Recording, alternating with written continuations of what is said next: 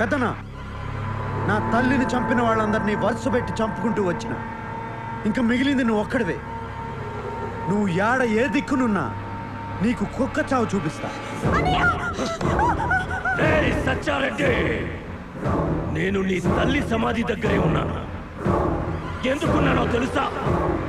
ఆ సమాధి పక్కనే నిన్ను నీ చెల్లెల్ని పాతి పెట్టడానికి. ఏం జాతకం రా నీది? నీ తల్లిని చంపినప్పుడు నువ్వు దగ్గరలే. ఇప్పుడు నీ చెల్లెల్ని చంపేటప్పుడు కూడా దగ్గర లేకుండా పోయావు. వాడొచ్చే లోపు దీన్ని చంపి పాతి పెట్టరా. అన్నయ్య,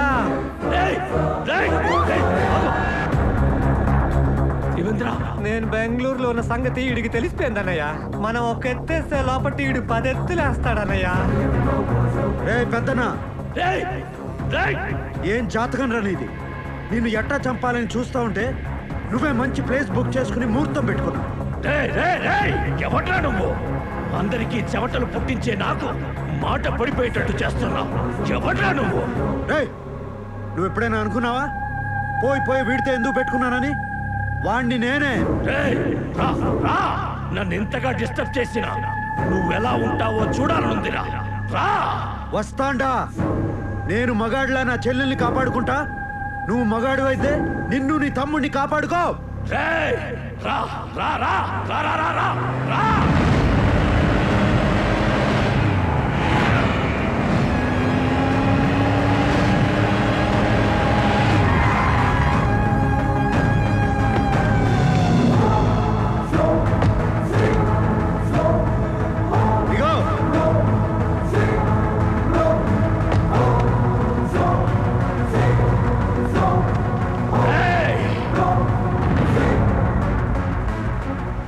చెల్లమ్మా, నువ్వు టెన్షన్ పడద్దు. అరగంటలో వాడిని చంపి మనం లంచ్ పోదాం. నువ్వేనా ఇన్నాళ్ళు నాతో ఆడుకుంది? అన్నయ్య, ఈయన్ని తక్కువ అంచనా వెయ్యొద్దు. ఈడు చూసేదానికి సినిమా హీరోలా అందంగా ఉంటాడు, కానీ ఈడి దెబ్బలు చాలా మందంగా ఉంటాయి. వాడొక్కడు ఏం పీకుతాడురా? న్యాయం ఎవరి వైపు ఉంటే వాడు ఒక్కడైనా 100 మందితో సమానం రా. చూడ్రా, నా వెనక జనం, నా పవర్. నీకు పవర్ ఉంటే నాకు పొగరుంది. నీ చేతుల్లో ఆయుధం ఉంటే నా గుండెల్లో దమ్ముంది. ముందుకొస్తున్నావు, అసలేందిరా నీ ధైర్యం? తల్లి కోసం పగ తీర్చుకునే వాడికి ధైర్యం, చెల్లెల్ని కాపాడుకునే వాడికి తెగింపు అయ్యే వస్తాయిరా. పోండ్రా, వాడిని చంపి నా తమ్ముడిని తండి. పోండే.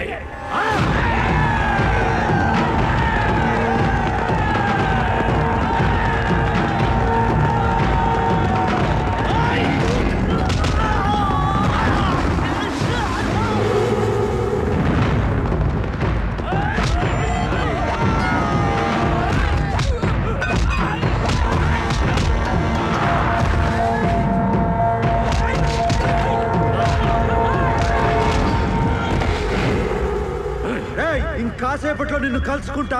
నీకు నరకం అంటే ఎట్టా ఉంటుందో చూపిస్తా. నువ్వు పైకి పోయి నరకాన్ని చూసి ఇదంతా కిందనే అనుభవించి వచ్చానే అనుకుంటావు.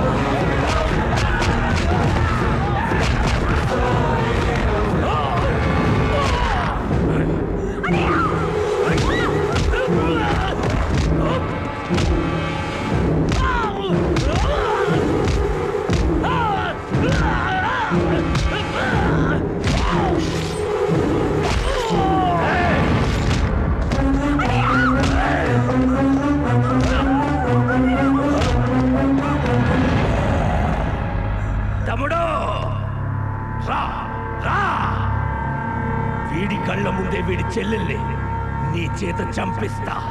నీకు పోయిన ధైర్యం తెప్పిస్తా. రా రా రా.